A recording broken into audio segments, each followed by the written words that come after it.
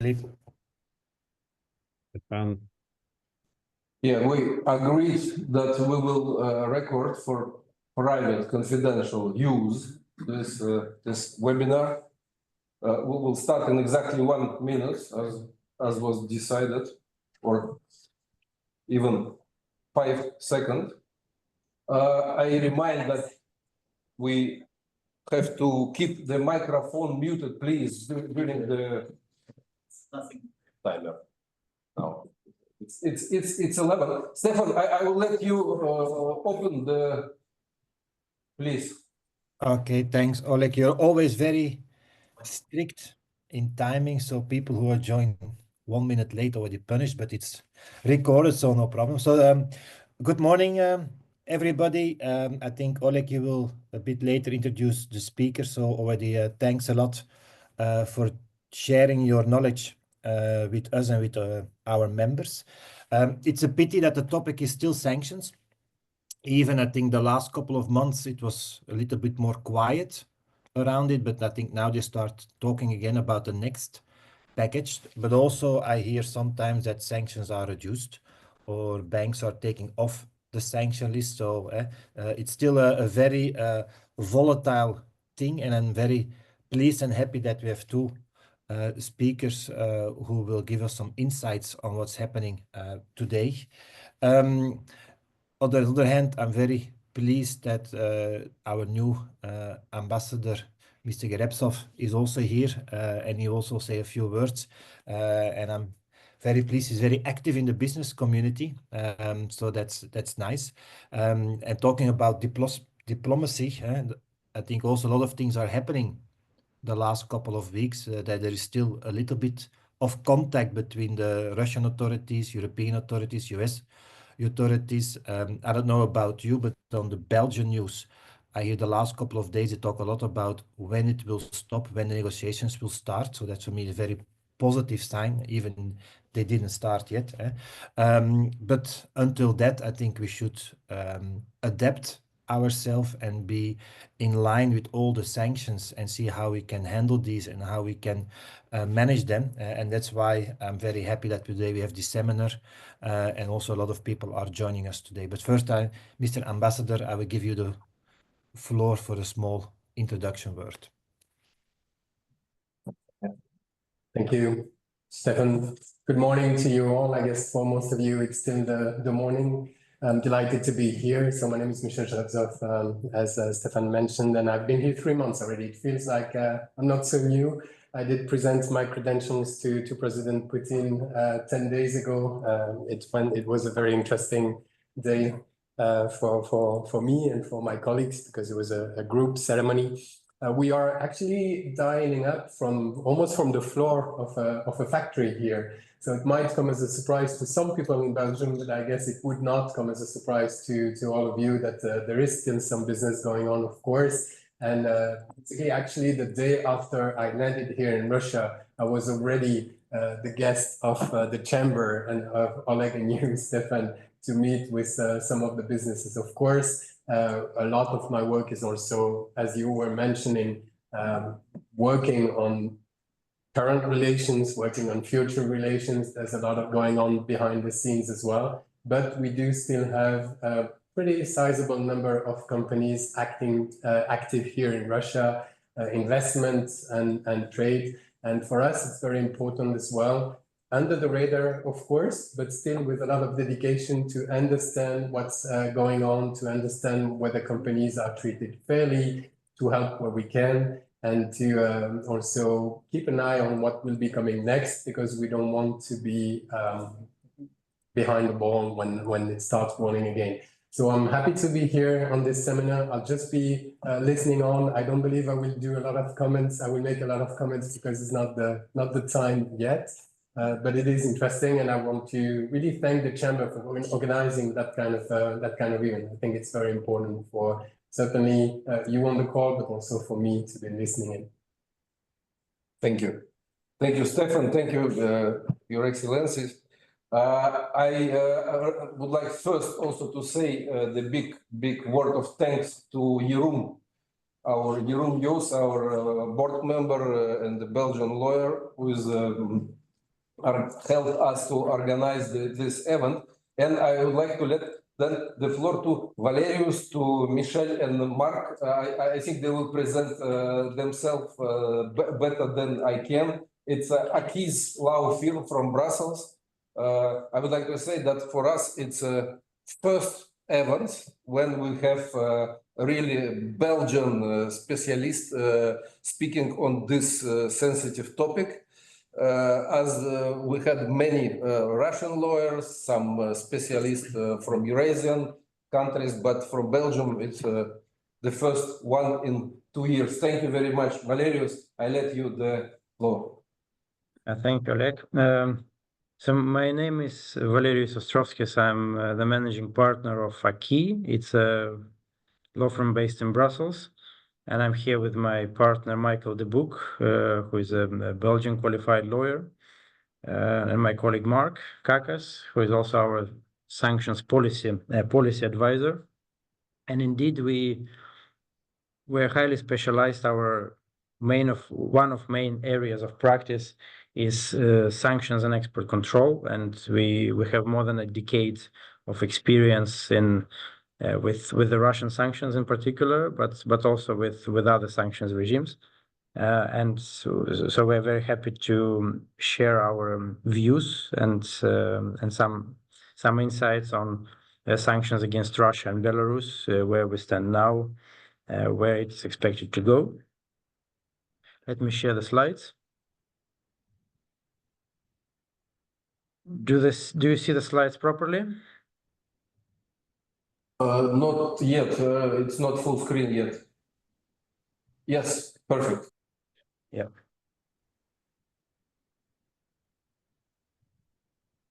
So here you see the agenda, the proposed agenda. Let's say the roadmap for the discussion. I don't know what is the level of preparedness of the audience, to be honest. So if some of the discussion becomes too basic in your view, and you prefer kind of to skip and drill down deeper on some practical and more complex topics, feel free to let me know, and we can adjust our discussion based on your needs. I also wanted to ask if there are representatives of Belarusian business or European companies active in Belarus on the call, or is it mostly We Russia? have Philippe van der Merwe here with us, I think, and Jeroen supposed to be connected too. I believe we have.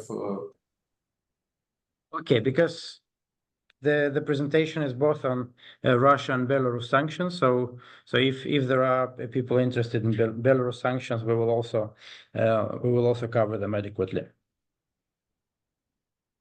So what we wanted to discuss today, again, depending on your level of preparedness, first some overview of, let's say, the foundations of sanctions, kind of the main principles, the types of sanctions, an overview of the current sanctions against Russia and Belarus.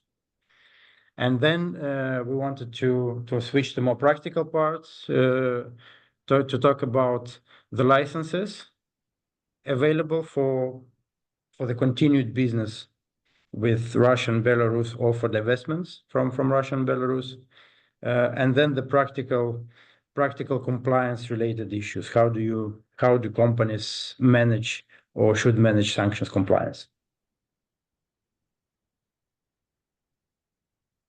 So sanctions, and it's a useful reminder, even for the more sophisticated, for a more sophisticated discussion, it's always useful to remind ourselves what are sanctions and what they are not. So sanctions is a tool of the foreign policy of the European Union in this case, but also of other regimes that impose sanctions. It is not a criminal penalty. It is a tool, it is a measure to amend the behavior of the actors targeted by sanctions, be it the foreign government, be it a group of, or let's say a political group, be it certain type of business persons, be it companies targeted by sanctions. And sanctions in their nature, they are temporary, so they should stay in place until the behavior change occurs. While sanctions are costly, and they may be costly not only for the targeted entity, not only for the target of sanctions, but also for the author of sanctions, for the imposing country, it is still less damaging than the alternative, which is the military intervention. So according to the United Nations Charter, let's say it goes in the sanctions are described in the chapter just before the military intervention. So it's also useful to remember, when we are unhappy or criticizing sanctions, that actually they are a lesser evil in this regard. Sanctions, again, they are not, as I mentioned, they are not a criminal penalty. However, in most jurisdictions, the violation of sanctions themselves can carry a criminal penalty, is very often qualified as a criminal violation. On these slides, you also see the main sanctions regimes, let's say the main sanctions jurisdictions. So the global sanction jurisdiction is only one. It's the sanctions imposed by the United Nations. In case of sanctions against Russia, there are no United Nations sanctions. So it's only a group of countries or jurisdictions that impose sanctions against Russia and Belarus. And this includes European Union, the United States, United Kingdom, Canada, Japan, Switzerland, Australia, South Korea, and then certain smaller countries aligned with these jurisdictions. So sanctions are of different nature, and in the past, let's say the standard type of sanctions would be a complete embargo. The type of sanctions that we saw until the 90s in the case of South Africa, for example. The United States imposes a quasi-complete embargo against Cuba, but in the last decades, it was realized that the humanitarian impact of such sanctions is too severe, and they harm too much the innocent population, and the approach to sanctions switched to the so-called smart sanctions or targeted sanctions, which target specific individuals or groups of individuals or entities rather than general population, or more targeted trade sanctions or sectoral sanctions that target the specific sector of the economy or imports, exports of specific types of products, such as an arms embargo, for example. And let's say, again, giving a practical example, in the case of Russia, those are sectoral sanctions that are targeting sectors that are perceived to be the most important, or let's say the most with the most leverage for the Russian government and for the Russian economy. So this is the energy sector, the financial sector, the defense sector, and then a number of other sectors that have been added in recent packages. And then another type of sanctions, it's also like a subtype of the smart individual sanctions, are travel bans that are usually accompanying the asset freezes. So now turning specifically to the sanctions against Russia and Belarus. So the current sanctions against Russia started to be imposed already since 2014, following the annexation of Crimea, and were significantly ramped up since the start of the war in Ukraine in 2022. And between February 2022 and today, we have seen 14th sanctions packages adopted against Russia.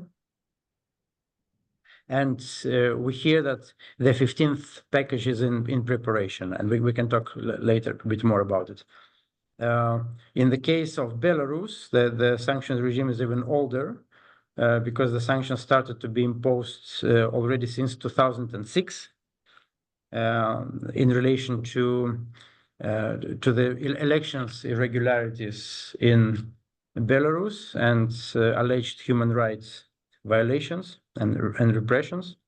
And then the sanctions were significantly ramped up, let's say, in two waves, one in 2020 following the last presidential elections in Belarus, and then the protests and events that followed.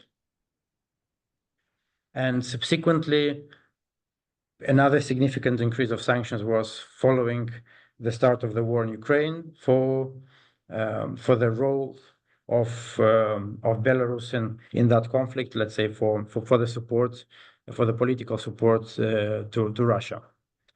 And currently we are in the phase where Belarusian sanctions against Belarus were largely aligned with the sanctions against Russia. They are very, very comparable. On this slide, you see the main regulations under which sanctions have been imposed against Russia. So the most relevant, I would say, the most widely applied in practice are the first ones, the first two, the Regulation 833/2014. It's the famous regulation that imposes the sectoral sanctions against Russia. And the second one is the Regulation 269/2014, the one that imposes asset freezes. So there are 2,300 individuals and entities with whom it is prohibited to do business and whose assets held by European parties should be frozen. But we shouldn't forget that besides those two main sanctions regulations against Russia, there are several others. So one is specifically the Regulation 692/2014 that specifically targets the territory of Crimea and Sevastopol. Then there is a regulation on misappropriation of Ukrainian state funds and human rights violations in Ukraine. So which is closely related to the Russian sanctions regimes. That dates back to 2014. In addition, there is the human rights abuse sanctions regime, which is a horizontal regime. And so it's in its nature, this human rights sanctions regime is comparable to the Regulation 269/2014. It's mostly asset freezes against persons and entities accused of the sanctions violations. And then there is the also horizontal regulation on cyber attacks. In case of Belarus, the sanctions are actually consolidated in one main regulation. It's Regulation 765/2006, and this regulation puts together all the sanctions concerning the asset freeze and travel bans, but also the sectoral sanctions. So there, in case of Belarus, there are no multiple regulations under which sanctions are imposed. Although in theory, let's say the sanctions, such sanctions as the global human rights regime, could also be applied with respect to Belarusian entities and persons. So, as I have mentioned, there are 2,300 Russian individuals and entities currently subject to financial sanctions, and close to financial sanctions against Russia, and close to 300 individuals and entities sanctioned under the EU sanctions against Belarus. What is important to know that this list of 2,300 in the case of Russia and close to 300 in case of Belarus, those are only the individuals and entities that are explicitly listed in the sanctions list. But the asset freeze sanctions apply not only to those entities and individuals explicitly listed, but also to companies that are owned or controlled by them. In other words, if they are held directly or indirectly for more than 50%, or if they are otherwise controlled, let's say through shareholder agreements or a de facto control. And this ownership and control test in reality multiplies the number of listed person of the sanctioned person by the factor of dozens. So we're in reality, we're talking probably about tens, if not hundreds of thousands of sanctioned entities. A brief overview of sanctions against Belarus. So as I mentioned,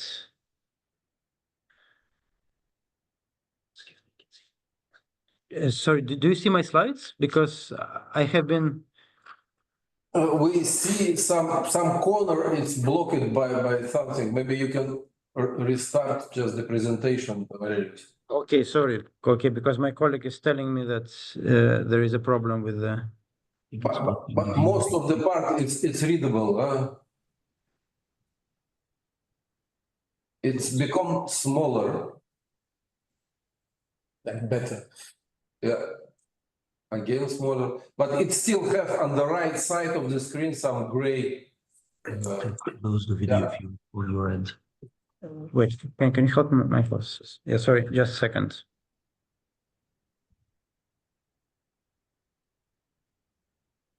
It should be better.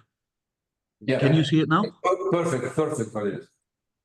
Wonderful. Yeah, thank you, and apologies for this slight technical glitch. As discussed in the beginning of the presentation, in case of Belarus, the sanctions were imposed initially in relation to the political situation in Belarus, so the election irregularities and the repression and protests that followed, and subsequently for Belarus' role in supporting, in politically supporting Russia in its war in Ukraine. In case of Belarus, there are two types of sanctions. First, individual sanctions, individual listings. So the targets of the sanctions are the President Lukashenko and his family members. Then the regime propagandists, so the media people supporting the Lukashenko government, senior officials of Belarusian government, the prosecutor general and the members of the judiciary, so the law enforcement authorities, the politicians, the members of Belarusian parliament, and recently also the business people and companies allegedly supporting or benefiting from Lukashenko and his government. In addition to the individual designations, there is a very broad list of sectoral sanctions. Sectoral sanctions include a broad import and export bans. So this includes the exports of firearms, dual-use goods, goods and technology for aviation, maritime navigation, space and defense industry, luxury goods, import ban that covers such items as gold, diamonds, helium, fertilizers, very significant for Belarus, coal, mineral products, crude oil, also wood. Then a ban on Belarusian road transport operators and ban on provision of certain SWIFT services for for the 4 main Belarusian banks. A broad prohibition on the provision of so-called business services, including management consultancy, accounting, tax consultancy, legal advisory services, advertising, and other business services. So this ban prohibits to provide this type of services to the Belarusian government and state-owned companies of Belarus. So the ban in this regard is slightly narrower than in the case of Russia, which I will cover next. And then prohibition targeting the financial sector of Belarus. This includes the prohibition on transactions with the Central Bank of Belarus, prohibition on the provision of euro-denominated banknotes to Belarus, and also financing prohibitions, so the prohibition to provide financing to certain Belarusian banks and financial institutions. And finally, the prohibitions themselves, they are also complemented by the so-called anti-circumvention measures, which includes the requirement for EU exporters to insert the so-called No Belarus clause into their contracts. In other words, there is a requirement if a company in Europe trades in the goods that are subject to export ban to Belarus, and if those goods are sold to a third country other than Belarus, European companies are now obliged to insert a no re-export to Belarus clause in their contracts with the partners in third countries.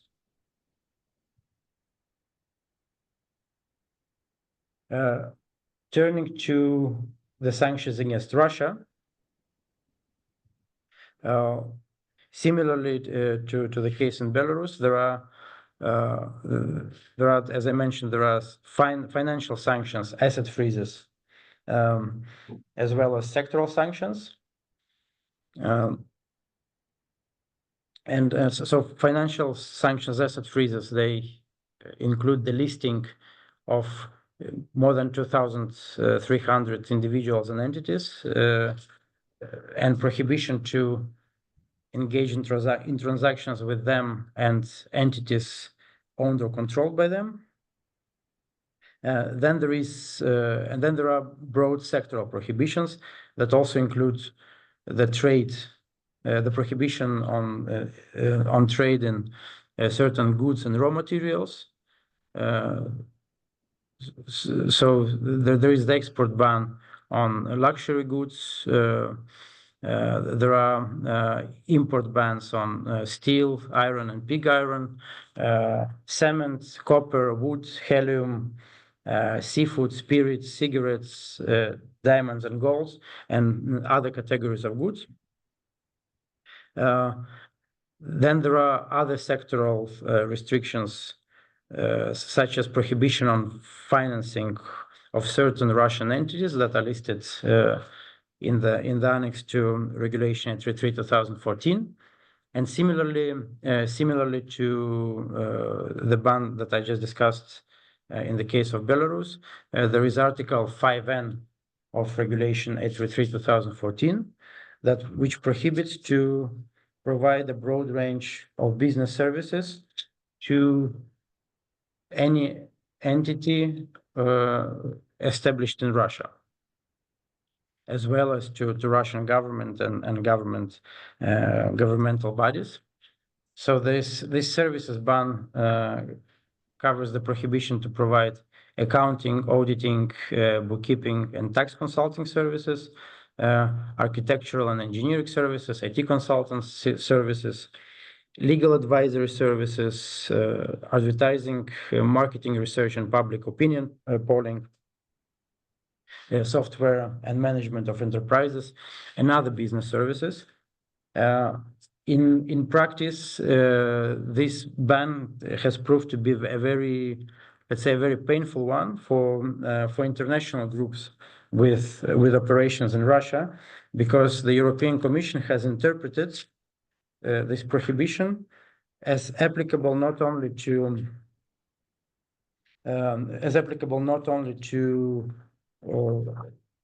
let's say the traditional providers of services, such as, let's say, law firms or accountancy consultancies, but also for the provision of such services in the intra-group context. So let's say a European company based in Belgium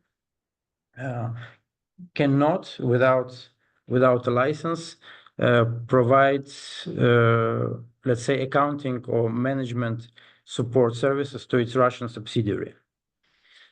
Luckily, for the international groups, in Article 5N, initially there used to be an exemption for the provision of such services to majority-owned Russian subsidiaries.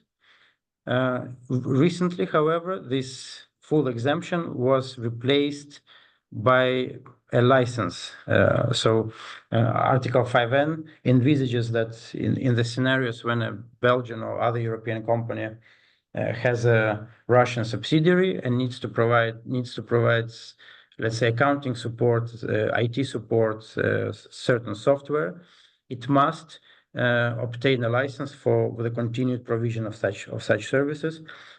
Without a license, the provision of such services is prohibited and would be considered a violation. Talking about let's say the current trends and priority in EU sanctions against Russia and Belarus, and the main focus in the recent sanctions packages, it has been the focus on circumvention of sanctions. So the sanctions packages have been now imposed since 2022, and obviously Russian and Belarusian operators have been adapting to the new realities, and in many cases managed to find the ways to evade or circumvent European sanctions. In this regard, several last packages and very likely the upcoming one have been very much focused on anti-circumvention measures. So these anti-circumvention measures include, for example, the prohibition on transit of the prohibited items via Russia. So not only export, but let's say transit via Russia to third countries. The no Russia or no Belarus re-export clause, the one that I have mentioned previously. There is also prohibition for access to European ports by the vessels that are suspected of circumvention or violation of European sanctions. So, for example, reloading of prohibited items, the items prohibited by EU sanctions, or let's say, or engaged in trading oil above the price cap imposed by the EU. Recently, in the last sanctions package, in the 14th sanctions package that was introduced in July this year, there was introduced the so-called best efforts requirement, and this requirement is also causing a lot of practical headaches for European companies in terms of sanctions compliance, because this best efforts requirement basically imposes the obligation on European companies to ensure that their subsidiaries in third countries, including in Russia and Belarus, do not engage in activities undermining the objectives of the sanctions regulations. Currently, and today, there is still no guidance issued by the European institutions or by national authorities of the EU on how this best effort requirement should be applied. and this in practice it causes a question: to what extent the compliance obligations under EU sanctions can be imposed on the Russian subsidiaries or Belarusian subsidiaries of European companies, whereas such requirements, they are likely to conflict with the local laws. But the European Commission is expected to issue guidance on this topic in the coming couple of weeks, this week or next. My expectation is that this guidance will be still, let's say, limited in the detailed explanations and in the practical detailed explanation, and the implementation of this requirement will be left, let's say, to the compliance department of European companies. The European Commission's objectives in this regard is clear: to reduce to the maximum possible the presence of European business in Russia. In practice, however, we understand that it's not always feasible. In many cases, is not desirable. So this will be a balancing act: how to continue the compliance with the European sanctions, in particular the extraterritorial elements of the sanctions in countries such as Russia or Belarus.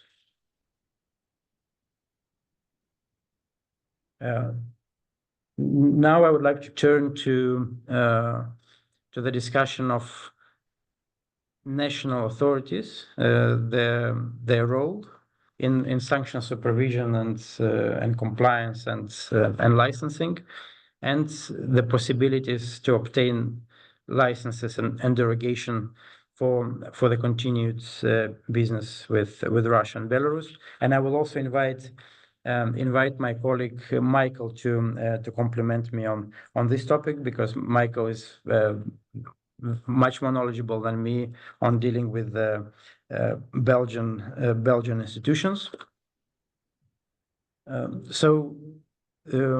Sanctions, unlike US sanctions, where you have one main sanctions authority, the OFAC, that sits with the Treasury of the US.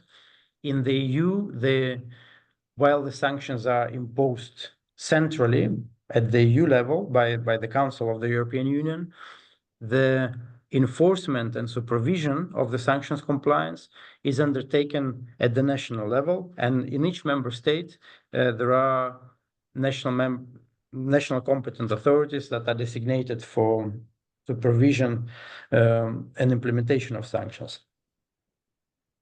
In case of Belgium, the two main bodies, the two main ministries in charge of implementation of sanctions and sanctions licensing are the Ministry of Finance and the Ministry of Economy. And broadly speaking, the Ministry of Finance is the one in charge of implementation of everything related to asset freezes and the so-called blocking sanctions, the financial sanctions, while the Ministry of Economy is the one in charge of implementation and licenses related to sectoral sanctions. So for example, the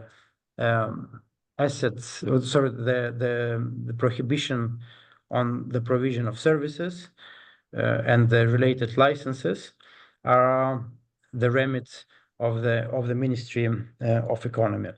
Michael, I don't know if you would like to add a couple of words on the Belgian context of licensing and national institutions. Yes, thank you. So indeed, as Valerius rightly points out, one of the let's say fundamental issues of sanctions compliance and management in the EU, broadly speaking, not only in Belgium but in the EU in general, is that we don't have, let's say, the consolidated tradition that is currently in the US the case. When we think about OFAC or BIS, they have the advantage of having one consolidated federal agency that is in charge of the sanctions implementation, and also to some extent designation, and implications for businesses in their supply chain.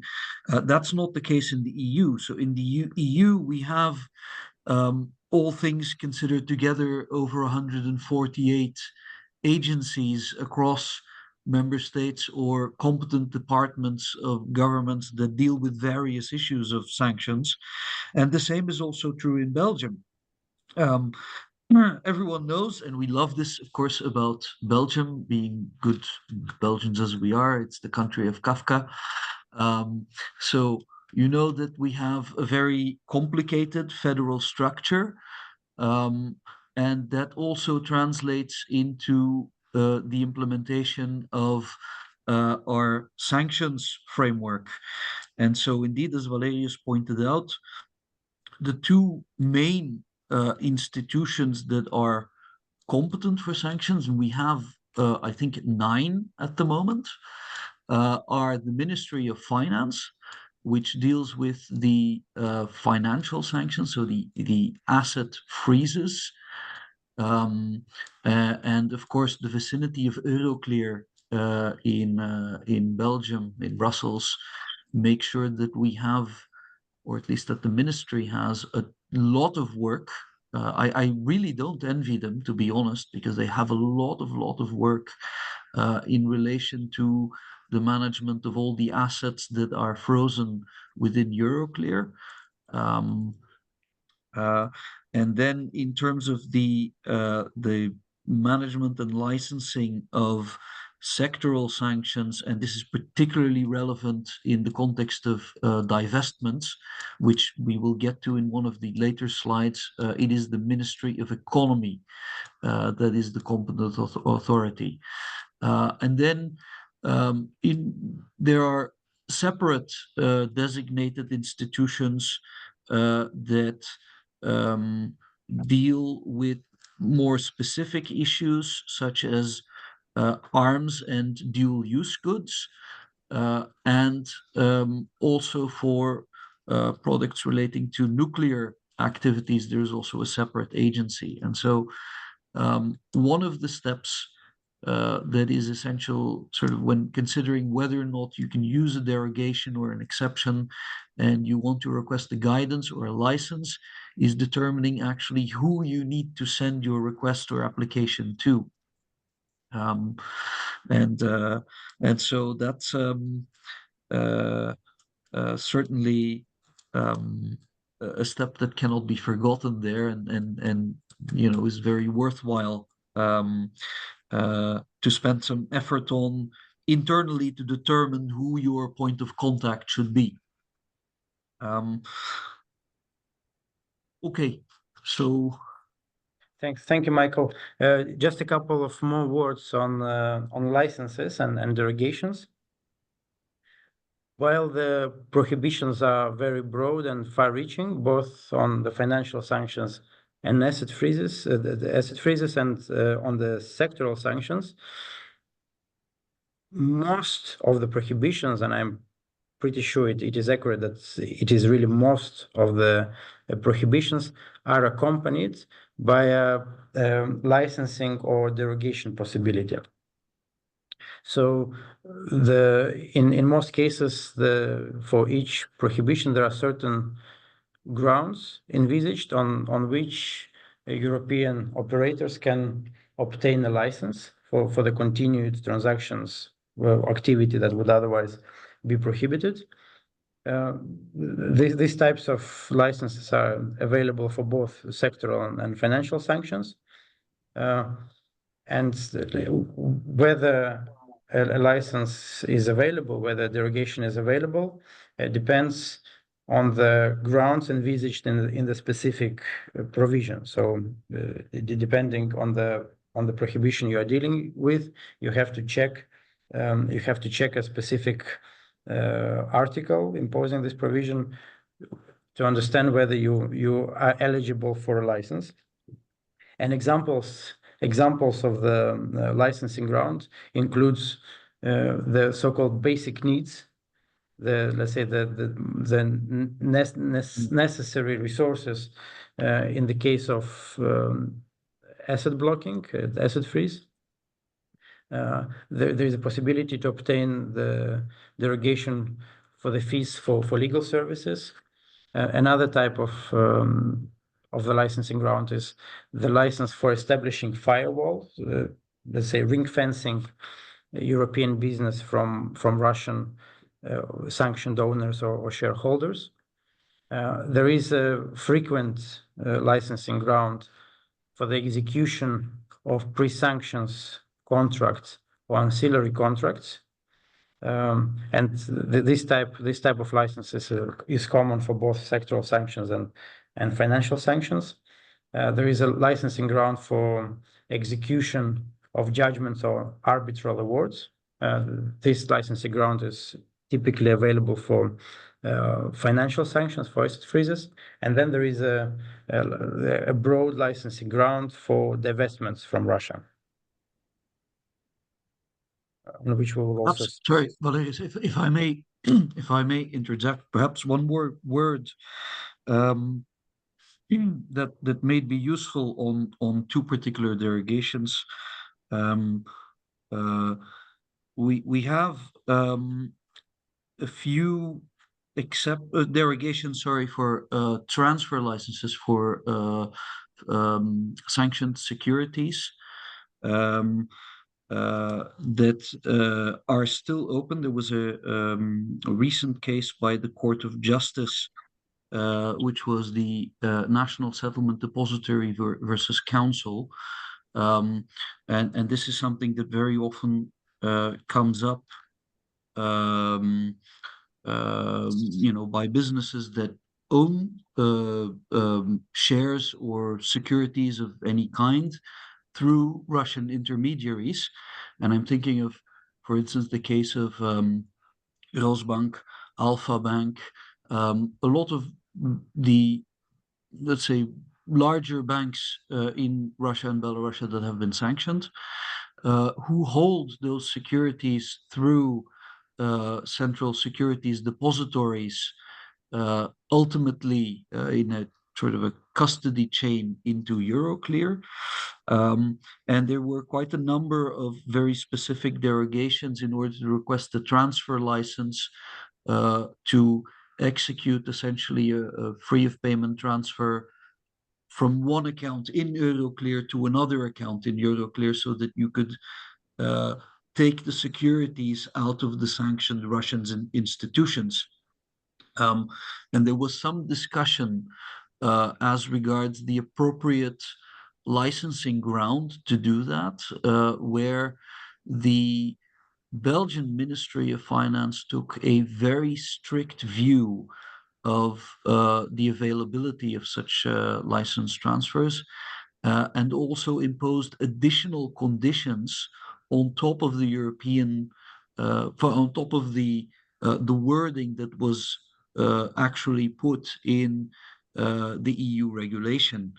And this is something that we see in a lot of the derogations. The wording actually says the national competent authority may authorize, so it's may, it's already permissive, not requirement, but may authorize under such conditions as it deems appropriate. And so this means that on top of the prohibitions and the derogations that are made available in the EU regulation, a lot also depends on the conditions that the national competent authority wants to impose. And for some of those conditions, a national competent authority might be, let's say, very diligent and publicly issue a statement regarding the conditions that it deems appropriate. But in practice, we also see that a number of national competent authorities actually do not issue these conditions, and you get to see them basically out of the practice of doing applications and receiving the results. And so with regard to security transfers, I think it is worthwhile to note that a standing condition that is imposed by the Belgian Ministry of Finance is that the transfer application needs to show that you intend to terminate the relationship with the Russian intermediary, the custodian, the Russian custodian bank, and that you intend to transfer the securities to an EU bank or an EU financial institution. And the reason for that is that in some of the, let's say, historically older derogation grounds, there was a requirement for a financial guarantor to be involved, who would guarantee ex post, after the transaction had taken place, guarantee to the ministry that indeed the transaction took place as it was intended to take place. In the current available derogation for securities transfers, that requirement is not imposed in the EU regulation, and the standing requirement of the Ministry of Finance is that the securities need to be moved into an EU financial institution, so that that EU financial institution de facto guarantees that as of that moment, the securities will be treated in compliance with EU sanctions. And so that kind of replaces the guarantor requirement. And so in this recent case of the National Settlement Depository versus Council, which was quite well known or broadcast, publicized, the Court of Justice made clear that even in the absence of other specific derogations, there is still the general derogations, or the general derogation under Article 6.1 of the regulation, to request securities transfer on that general ground. The Ministry of Finance has always taken the view that a securities transfer does not constitute a payment, and therefore you could not use that ground. The Court of Justice has ended this, and this actually means that with regard to security transfers within Euroclear, you can still use, the Court of Justice has confirmed that you can still use the general derogation of Article 6.1. Anyway, sorry, I digress. That's, I think, probably a very useful still transfer derogation that you can use. In terms of, and this is maybe one other point, because we can talk for a very long time about these licenses issues. Another point is that the conditions that are set by the national authorities, the national competent authorities, each within their own sphere, are not necessarily identical. You would expect that they coordinate, but this is not always the case. So they may have diverging views on different issues. And finally, there is no set limit in the regulation for the time within which the national competent authority has to respond to